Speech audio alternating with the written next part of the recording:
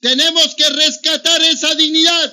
Por eso, la patria ecuatoriana ni se vende, ni se rinde. Adelante, doctor Diego, que el pueblo ecuatoriano lo escucha. Muy buenos días, un respetuoso y cordial saludo para todos quienes forman parte de esta importante emisora, una entidad de carácter republicano y democrático que transmite y refleja la mentalidad de su principal directivo, del director de este medio de comunicación, a quien agradecemos, obviamente porque su concepción democrática y plural permite que todas las corrientes de opinión de nuestro país se expresen a través de esta alta tribuna. Quisiéramos saludar a los distinguidos colaboradores de este medio de comunicación, a todos quienes de manera directa e indirecta van desarrollando y fortaleciendo esta voz cívica que llega cada vez más a la conciencia del pueblo ecuatoriano. Queremos agradecer pues además a Pepe, a Raúl, a Clever, a César, a Medardo y a todos quienes contribuyen en la difusión del análisis de la realidad de nuestra patria y asimismo a quienes colaboran y contribuyen pues para que las propuestas y reflexiones de la realidad de nuestra patria lleguen a los más amplios sectores ciudadanos. Quisiéramos en este sentido también saludar en forma respetuosa, comedida y cívica a nuestros hermanos de Guayaquil, del Guayas, del Litoral, del Ecuador entero y a los compatriotas que nos escuchan a través de las ondas del Internet. Quisiéramos el día de hoy iniciar el programa haciendo unas mínimas reflexiones en torno al informe del presidente Lenín Moreno que dio el día 28 de julio. Consideramos que resulta, llamativo que se dé una información de alguna manera pues que está absolutamente, siendo motivo de reflexiones. Porque el informe que dieron originalmente hablaba de que hay 41.893 millones de dólares de deuda pública, pero no están haciendo cuenta, y lo dicen allí mismo, que hay 8.000 millones de dólares adicionales de una deuda, que hay 6.000 millones de otra deuda, y uno va encontrando que la información que tiene el señor presidente en realidad no es objetiva. La deuda que tiene el Ecuador supera los 57.000 millones de dólares. Diario El Universo hace un cálculo y dice que sumando los mismos datos del desglose de la deuda, hay 41.893 millones, que es la deuda pública que oficialmente señala. Pero el propio señor presidente dice que hay otros pasivos, entre ellos el pago a las empresas petroleras, que significan 8.000 millones más. Entonces hay que preguntar, ¿estos 8.000 millones no se va a pagar o no es parte de la deuda? Y además de eso, existen 4.367 millones que textualmente el presidente dice que son contingentes, que hoy no son deudas, pero que en el futuro lo serán. Pero por favor, ¿quién redacta esos informes? ¿Quién es, señor presidente, el que le hace a usted dar un informe como si fuera un elástico, como si fuera un chicle que están estirando los muchachos? No, señor, den la información cabal. Resulta que cada ecuatoriano debe pagar por la deuda pública, por la deuda fiscal, 3.337 dólares. 3.337 dólares. Antes, en la época de la partidocracia, se quejaba la gente que había que pagar una cantidad cercana a 2.000 millones. Ahora resulta que es casi el doble. Esto, obviamente, tiene que el pueblo ecuatoriano reflexionar. Pero además hay una cosa que no podemos dejar de señalar. El señor presidente convoca al pueblo ecuatoriano a que todo el mundo colabore para salir adelante. Y todo el mundo debemos colaborar. Pero también tiene que haber justicia. Señor presidente, tiene que haber justicia. Una gente es la que gastó la plata, la que puso los tributos sobre las espaldas del pueblo. Y resulta que los que evaporaron el dinero, los que se llevaron los recursos, ellos de qué manera van a responder. Es inconcebible que unos roben un tsunami de dinero inimaginable y como si aquello no hubiese acontecido, se pida que el resto de la ciudadanía venga a pagar y a cubrir los faltantes. Pero por favor, eso no es justo. Lo justo es que se recupere el dinero que se han robado, que usted, señor presidente, sabe que es cierto. Usted va a pasar a la historia, señor presidente, como el que recuperó el dinero o el que ayudó a encubrir a los que se llevaron el dinero. No hay dilema mayor. No existe, diríamos, ninguna otra alternativa. Es razonable que se supriman los gastos innecesarios, pero no es menos importante que se fiscalice de manera rigurosa el verdadero valor de la obra pública, sobre todo la que se contrató con las injustificadas y sospechosas declaraciones de emergencia para contratar sin concurso, para asignar las obras a dedo con compañías predeterminadas y sin permitir nunca ninguna fiscalización. Pues a pesar de todo el esfuerzo desesperado para el ocultamiento, ya existen ahora constancias públicas de incrementos injustificados y escandalosos sobreprecios en varias de esas obras. A pesar de toda la increíble y inconstitucional restricción para facilitar información, es obligación de los asambleístas, ¿qué cosa? Fiscalizar, como establece el artículo 120, numeral 9 de la Constitución. Caso contrario, los asambleístas y las autoridades deberían ser objeto de juzgamiento penal de acuerdo al artículo 42, numeral 1, literal B, del Código Orgánico Integral Penal y deberían ir como autores, ellos también presos. No nos demos las vueltas. ¿Por qué nada se dice respecto a las medidas urgentes sobre la lucha frontal contra la corrupción? Allí está la plata, señor presidente. No le pida al pueblo que ya languidece de necesidad, pues. Tiene que recuperarse el dinero del pueblo ecuatoriano. ¿Cómo es posible que, por ejemplo, se pague $58 por extracción de barril a la empresa Pacipetrol? A Petrooriente se le paga $45 el barril que extraigan, cuando los técnicos de Petroproducción, parte de Petroecuador, lo hacían a $7 y $8. Hay más de $50 en el caso de Pacipetrol, que tiene un contrato hasta el año 2026. Señor presidente y ciudadanía de nuestra querida patria, ¿es o no es indispensable que se recupere la plata? No es solamente eso lo que han hecho. Resulta que hay otras compañías a las que se les paga $41 la extracción de barril, a otras $35.95, contratos que duran cuando menos hasta el año 2026 y 2025. Y como alguien puede decir que estamos diciendo cosas sin sustento, quiero recordar que no es la primera vez que le damos 3 constancias donde está esta información. Primera, hay un estudio del señor economista José Salgado de Franca, que está publicado en abril del año 2015 en el boletín número 34, Economía y Negocios, de la Universidad Tecnológica Equinoccial, entre la página 7 a 9. Primero. Segundo, hay una información que está en Diario El Comercio del 1 de diciembre del 2014. Sí, señor. Y una tercera del Ministerio de Recursos No Renovables del Comercio del 13 de enero de 2016 en la página 5. 3 constancias, señor presidente.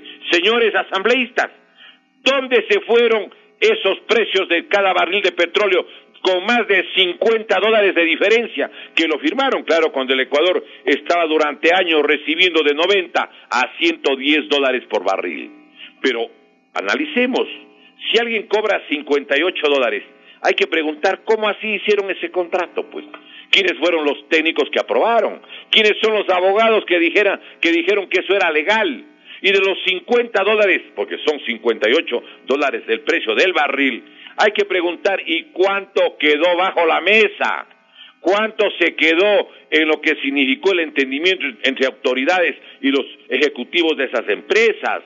¿Por qué desapareció el delito de colusión o asociación ilícita para perjudicar a un tercero? Allí está la plata, señor presidente. Pero no solamente allí.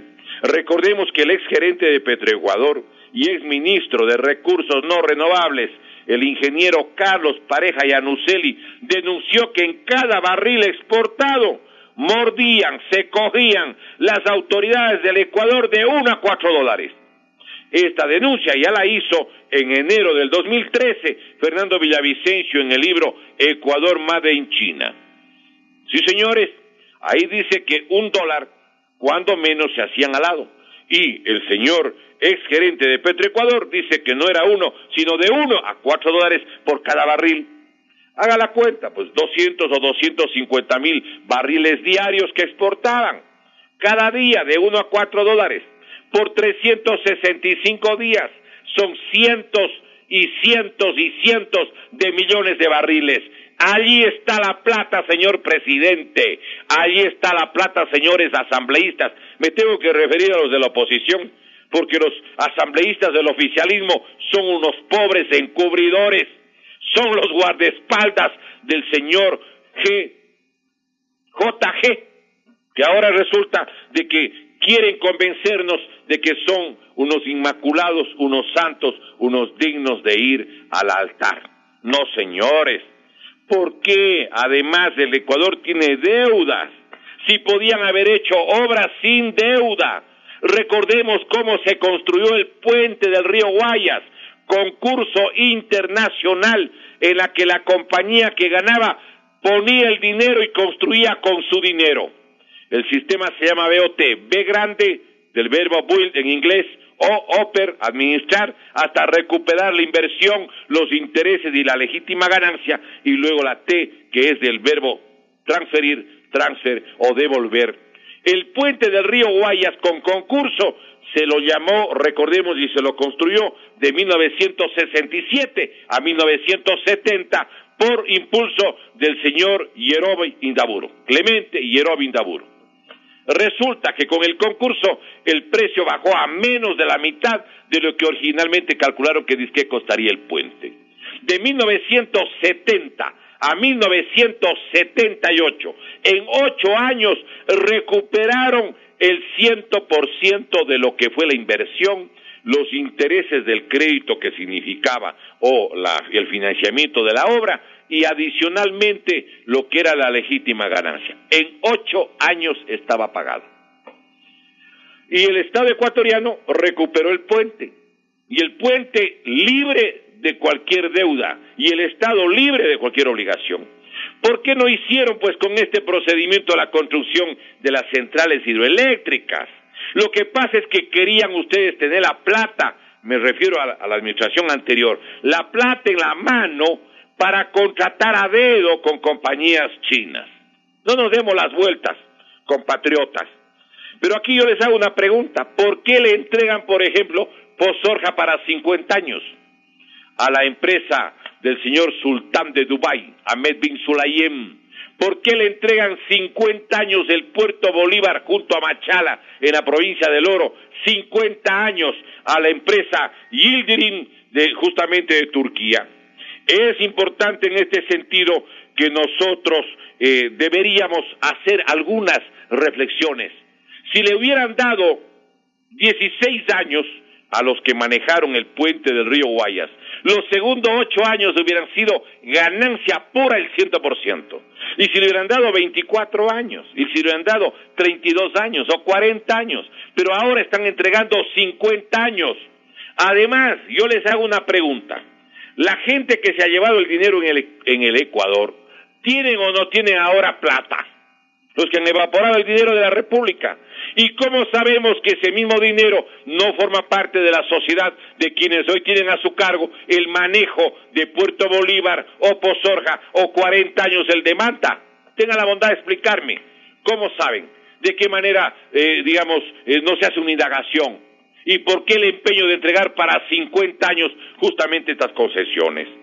Yo creo, compatriotas, que hay muchas cosas que hacer. Y están pensando que aquí en nuestro país, todo el mundo, todos los ecuatorianos, en realidad somos unos ingenuos. Yo creo que hay que recordar que todos los elementos de juicio nos van permitiendo llegar a la conclusión de que aquí en nuestro país se organizaron para robar. No cabe otra explicación. Reformaron códigos, eliminaron delitos, paralizaron cualquier tipo de entrega de información de los organismos de fiscalización y control político para que no exista ninguna información que le puedan entregar ni siquiera a los asambleístas. Persiguieron, utilizando la administración de justicia, a los asambleístas y a los ciudadanos que hacían denuncias fundamentadas, como pasó con Clever Jiménez en el caso del asambleísta de la provincia de la provincia amazónica de Zamora Chinchipe, el caso de Galo Lara, asambleísta de la provincia de Los Ríos. Recordemos, los que más fiscalizaban con la Administración de Justicia dieron orden de captura o les encarcelaron.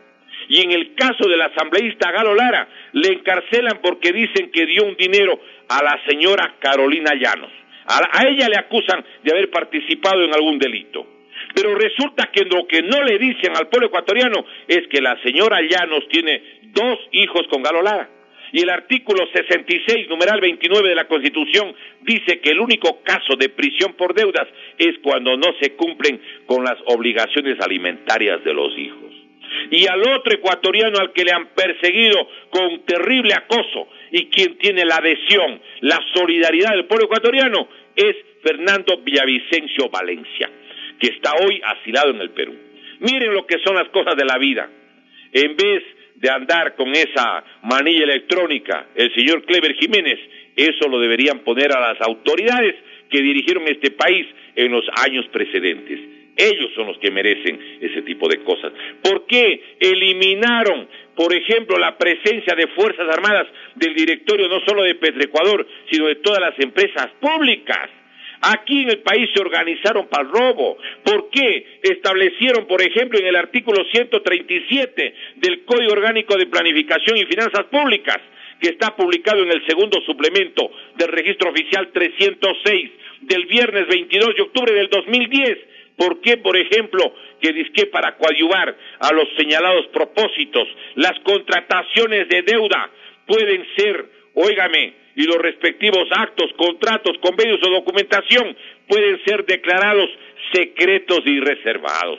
Por favor, ¿por qué desaparecieron el delito de colusión o asociación ilícita? ¿Por qué desaparecieron el delito de prevaricato, de incumplimiento con lo que dice la ley por parte de los empleados y servidores públicos? Ahora pueden violar la ley, como lo hicieron el caso del ministro de Educación, cuando violando la Constitución y la Declaración Universal de Derechos Humanos, ilegalizó a la Unión Nacional de Educadores. Establecieron requisitos para poder seguir juicio en el caso de peculado o enriquecimiento ilícito, como por ejemplo cuando establecieron en el artículo 581, numeral 3 del Código Orgánico Integral Penal, que para el ejercicio penal por los delitos de peculado y enriquecimiento ilícito constituye un presupuesto de procedibilidad, que exista un informe previo sobre indicios de responsabilidad de la Contraloría. De esa manera no ha habido juicios contra nadie. Ha habido además el asalto a la Administración de Justicia. ¿Qué hacemos frente a eso los ecuatorianos? No nos podemos cruzar los brazos. No, compatriotas, eso no podemos hacer. ¿Por qué razón? Porque no puede ser que le roben a una república, a un país entero, y nadie reclame y nadie reaccione. Todo está secuestrado. Las instituciones de la república no funcionan. Le tienen ahí como si fuera un caramelo, dando las noticias y volviendo a dar noticia de información sobre $1 millón del ministro Alexei Mosquera. Señores, y aquí se han llevado decenas de miles de millones de dólares. Señores, imagínense lo que significaba más de $50 por cada barril de extracción a lo que hemos hecho relación. ¿Cómo es que la repotenciación de la refinería de Esmeraldas pasó de $187 millones, que era el cálculo de la empresa japonesa Chiyoda, a haber gastado $2.369 millones? 2.369 millones, que informa Diario Expreso del 1 de diciembre del 2016. ¿Cómo es que aplanar el terreno y llevar el agua al sector del Aromo, donde dizque un día iban a construir la refinería del Pacífico, han gastado ya 1.507 millones y todavía no está ni siquiera una pared de la refinería construida? Compatriotas, aquí nos están viendo la cara, realmente como si fuéramos unos ingenuos. Recordemos lo que decían en México y en Brasil respecto al manejo de la construcción de los bienes públicos o de las edificaciones y otro tipo de negocios. Decían ellos, la mejor la más rápida, la más colosal, la más suculenta, la más jugosa, segura y disimulada manera de robar y enriquecerse sin límite es haciendo obra con sobreprecio, sea indispensable o no la construcción de esa obra. Eso es lo que ha pasado en el país, compatriotas. ¿Qué hacemos? Primero, vamos a una asamblea y planteemos el derecho de recuperación del patrimonio público.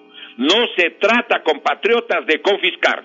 Nada que legítimamente ganó un ciudadano debería ser tocado, evidentemente.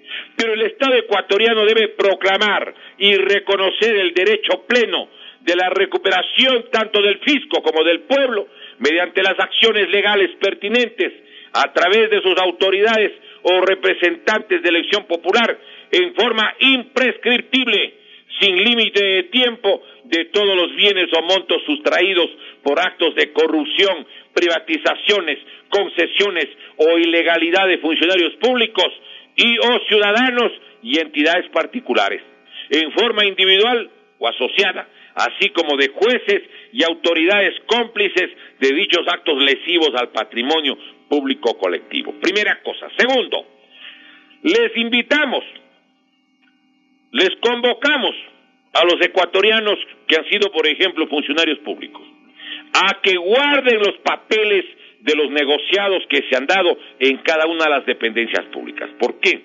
Porque planteamos que debe haber recompensa para recuperar el patrimonio público. Por ejemplo, que el Estado ecuatoriano reconozca una recompensa que puede ir hasta el 10% para todo ciudadano ecuatoriano o extranjero, que dentro o fuera del Ecuador brinde informaciones precisas, públicas o reservadas, encaminadas a ubicar y recuperar los montos económicos o bienes que son propiedad del pueblo ecuatoriano y que a causa de la corrupción hubiesen sido depositados en cualquier país del mundo, sea paraíso fiscal o no. Este monto de recompensa estará exonerado de todo impuesto y será depositado en el sitio que el colaborador con el pueblo ecuatoriano lo decida para la recuperación del patrimonio público de nuestra patria. Miren, compatriotas, ¿por qué no entregar una participación? ¿Cuántas personas sabrán lo que hizo incluso su marido, su mujer, sus amigos, pero se robaron la plata del pueblo? ¿Qué planteamos? Que no, señores, que ahora el pueblo ecuatoriano le va a reconocer hasta un porcentaje para que nos ayuden a recuperar el dinero que se han robado. Por eso, no permita que se desaparezca la documentación. Guárdense los papeles porque eso va a ser útil un día. ¿Qué más planteamos? Que exista la creación de comisiones universitarias anticorrupción, a las que también se le pueda reconocer hasta el 10% para toda universidad, pública o privada, que sin límite de tiempo ayude a recuperar los bienes patrimoniales del pueblo ecuatoriano que hubiesen sido usurpados a causa de la corrupción. Incluso autorizando expresamente que las universidades creen los departamentos anticorrupción, en la que además el 10% de lo que se recupere irá para esa universidad público-privada que ayude a recuperar el dinero robado por estas mafias de saqueadores de la riqueza nacional. Planteamos, ¿qué más? Que también se pueda reconocer a los estudios jurídicos interesados de cualquier parte del mundo. Casi todo el escondite de la plata de los países del tercer mundo, de América Latina, África y Asia, ¿cómo lo hacen? Con estudios jurídicos en Suiza, en Holanda, en Bélgica, en Inglaterra, en Estados Unidos, en Qatar, en Irán, en todas partes, en Bielorrusia. ¿Por qué no plantear que se les puede dar hasta el 10%? A ver, y que el encargado de ubicar y recaudar los recursos y bienes patrimoniales pueda guardarse sus datos con absoluta reserva por parte del país. Y de considerar necesario, el Estado ecuatoriano brindará domicilio y seguridades pertinentes a cualquier beneficiario de dicha recompensa que hubiese permitido además recuperar por parte del pueblo ecuatoriano su patrimonio social y nacional. Pero no solo para ellos, también esa misma posibilidad para los ministros, para autoridades, para funcionarios o ciudadanos de cualquier rincón del planeta, que también se les pueda reconocer un porcentaje. Por ejemplo, un gobernante de Qatar o de Bielorrusia, o un ministro de Estado, o un funcionario público, o un banquero, o un funcionario de la entidad financiera, un funcionario de cualquier paraíso fiscal, o ciudadano de cualquier país del mundo, que dentro o fuera del Ecuador brinde informaciones públicas o reservadas encaminadas a ubicar y recuperar los montos económicos o bienes que son propiedad del pueblo ecuatoriano y que a causa de la corrupción hubiesen sido depositados en cualquier rincón del planeta, en cualquier país del mundo. Entonces los ecuatorianos no debemos dejarnos robar y el gobierno no debe poner más impuestos. Señores, no le esquilmen a un pueblo al que ya le han despedazado en 10 años de acoso, en 10 años precisamente de una catarata de impuestos. Los actuales funcionarios públicos, incluidos los de máxima confianza, desde ya deben guardar los documentos o sus copias, porque van a tratar de hacer desaparecer eso los responsables de los ilícitos. Y guardar los datos, tener los datos precisos, dónde mandaron el dinero, en qué fecha aproximada, porque el pueblo ecuatoriano tiene que recuperar el dinero que le han robado y le han usurpado. Que los administradores de dinero de cualquier país del mundo, sean de la China, de Qatar, de Bielorrusia, de Rusia, de Irán, de cualquier país, ayude a recuperar el dinero y se le pueda brindar refugio y asilo para protegerlo de eventuales retaliaciones. Compatriotas, es necesario que recuperemos la riqueza nacional, pero no solamente lo que se han robado, sino también lo que han concesionado, lo que han entregado a las compañías multinacionales. Ahora resulta que el señor economista Rafael Correa, él dice que supuestamente le han traicionado. ¿De qué le han traicionado, señor? El único que ha traicionado es el que entregó el petróleo, las minas de oro, las minas de plata, las minas de cobre, los puertos, la riqueza nacional, señores, los que entregaron la telefonía celular, perdiendo el país 3,000 millones de dólares al año por 15 años, 45,000 millones de dólares, que significa 5.57 veces el total de la riqueza que perdió el pueblo ecuatoriano cuando hubo el atraco bancario en el año 98 y 99. Están acostumbrados a mentir porque ellos tienen las prácticas políticas del nazismo, la propaganda que tuvo el gobierno de Rafael Correa y que ahora mantiene él y su plana mayor, es exactamente la que recomendaba Comunicación de la Revolución Ciudadana. Son simpatizantes de las ideas del nazismo. Eso es conocido, eso se sabe, eso no es un secreto a sottovoce, eso es algo reconocido y se lo puede evidenciar con el tipo de propaganda. ¿Por qué el presidente miente? No es solo por cinismo, pues, no es porque están delirando, no es porque deberían además ser tratados por un psicólogo o un psiquiatra, no. Hay políticas que dicen que hay que mentir porque de esa manera se le confunde y se le marea al pueblo que oye las dos versiones, por supuesto. ¿Qué es lo que decía las recomendaciones del ministro de propaganda del Tercer Reich, de Adolfo Hitler, el señor Joseph Goebbels, el guía de la propaganda del gobierno de la Revolución Ciudadana, más concretamente del economista Rafael Correa? Él decía, una mentira 100 veces hábilmente repetida se convierte en verdad. Otra de las máximas de Joseph Goebbels señalaba, más vale una mentira que no pueda ser desmentida antes que una verdad inverosímil. Claro, porque ellos mienten con semejante andamiaje de publicidad, decían lo que les daba la gana 1000 veces y la verdad no podía salir para ser confrontada. En el diario de Joseph Goebbels, el 12 de enero del año 41, allí con cinismo incomparable recomendaba lo siguiente: cuando mientas, miente a fondo y no te desdigas de tus mentiras. Miren, cuando mientas, miente a fondo y no te desdigas de tus mentiras. Eso es lo que está en el Twitter del economista Correa. ¿Y qué decía Adolfo Hitler? ¿Sí? Con todo el desparpajo, sin inmutarse en el libro Mein Kampf, Mi lucha, de Adolfo Hitler, decía él, de mentir descaradamente, A la mentira grande le dan crédito más rápidamente que a la pequeña. Óigame, de mentir hay que hacerlo descaradamente. A la mentira grande le dan crédito más rápidamente que a la pequeña. ¿Por qué decía esto Hitler? Y Joseph Goebbels, porque existe lo que se informa, lo que se difunde. Lo que no se informa, aunque sea cierto, eso no existe. Si hay un congreso de un partido político en Riobamba o en Ambato, o en Cuenca, o en Esmeraldas, o en Ibarra, pero no informa la prensa ni la televisión, ese hecho no existe. Pero si aparece un video diciendo que ha habido un congreso mundial de talabarteros o zapateros o carpinteros, aunque no se hubiera llevado a cabo, pero la información existe, la gente cree la información que se ha difundido. Por eso, lo que están utilizando son los métodos del nazismo, y que es necesario decirle al presidente de la República: señor presidente, usted tiene que pasar a la historia. ¿Cómo quiere pasar? ¿Encubriendo a los que se han llevado la riqueza nacional o defendiendo los intereses del pueblo?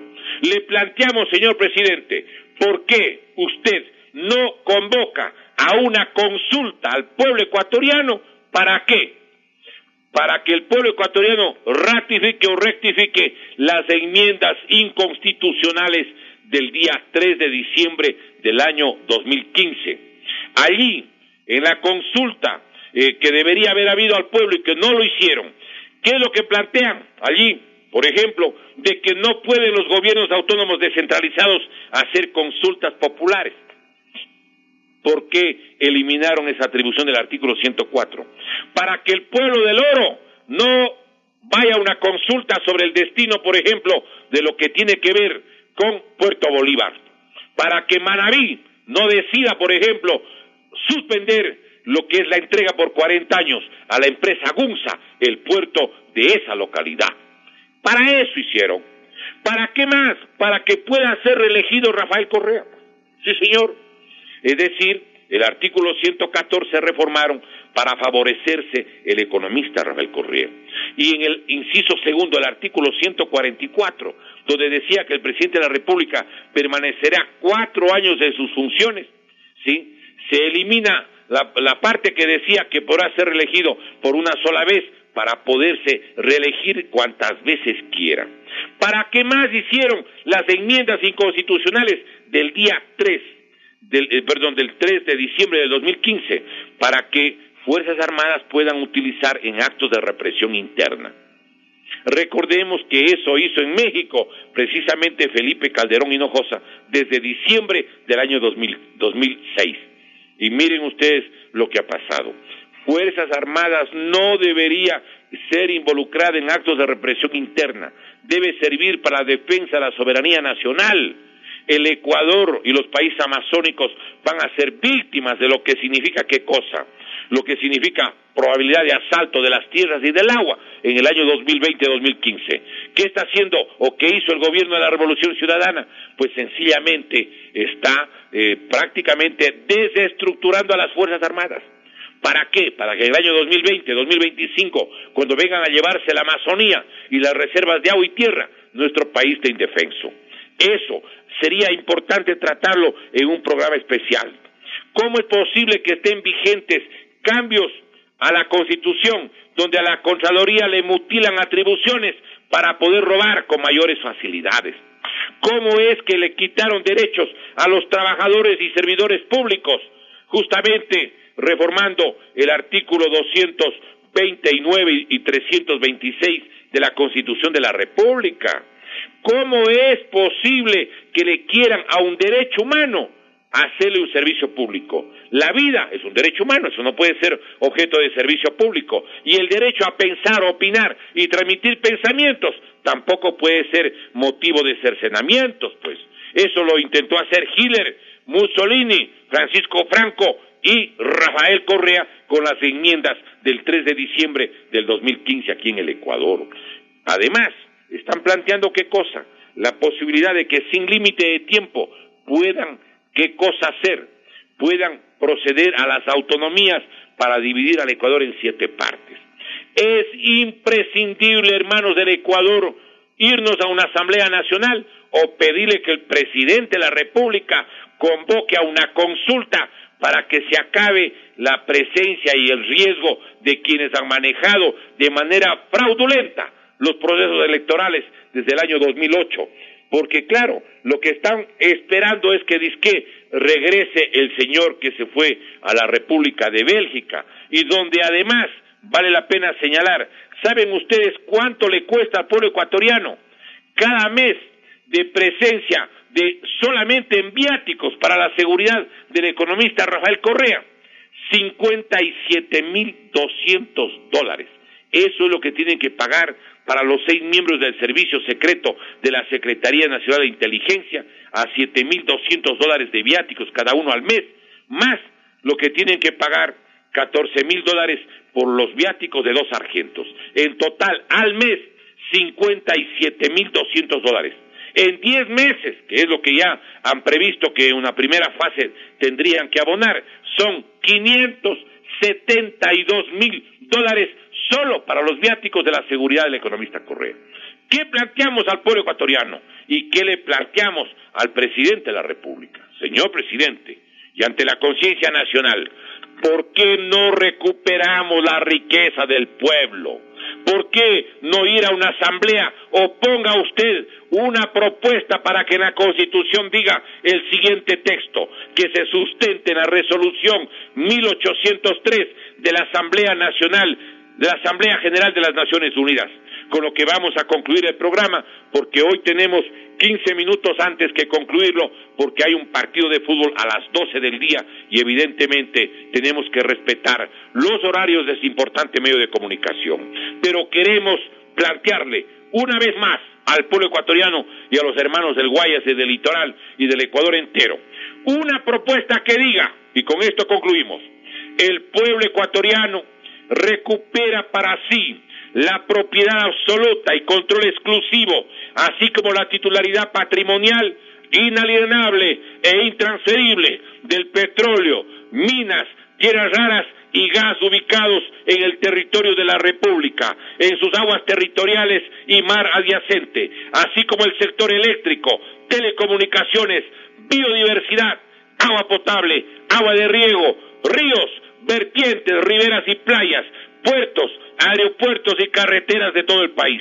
El pueblo ecuatoriano proclama y reivindica para sí toda la riqueza ictiológica y pesquera ubicada en sus aguas territoriales y mar adyacente, y declara patrimonio alimenticio irrenunciable y exclusivo de su nación. Las tierras de la República y los territorios ancestrales son propiedad y patrimonio de los ecuatorianos y es un elemento fundamental e intransferible, imprescriptible para garantizar la soberanía alimentaria de la sociedad. Los ciudadanos extranjeros residentes en el Ecuador solo podrán disponer de superficie que no superen las 50 hectáreas y en ningún caso en áreas cercanas a la frontera en una franja de 50 kilómetros. Esto lo resolvió las Naciones Unidas como garantía del derecho de los pueblos y las naciones a la soberanía permanente sobre las riquezas y los recursos naturales en interés del desarrollo nacional y el bienestar de los pueblos. ¿Qué planteamos nosotros? Es la hora del pueblo, es la hora de la patria, es la hora de la república.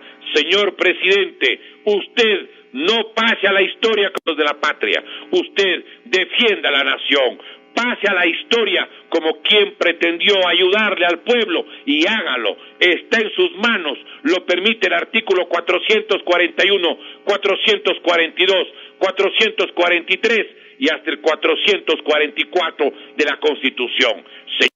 La patria ni se vende ni se rinde, eso lo ha proclamado el pueblo ecuatoriano. La patria con el alma se defiende. ¡Viva el Ecuador libre y eterno! Agradecemos a este importante medio de comunicación y reiteramos nuestro agradecimiento a su director por permitir estos pensamientos para llegar al oído, a la mente, a la conciencia, al corazón de nuestro pueblo. Muchas gracias. Dios mediante continuaremos en el análisis de la realidad ecuatoriana y en la propuesta de sugerencias el próximo domingo. Muy buenos días. Dios proteja a la República.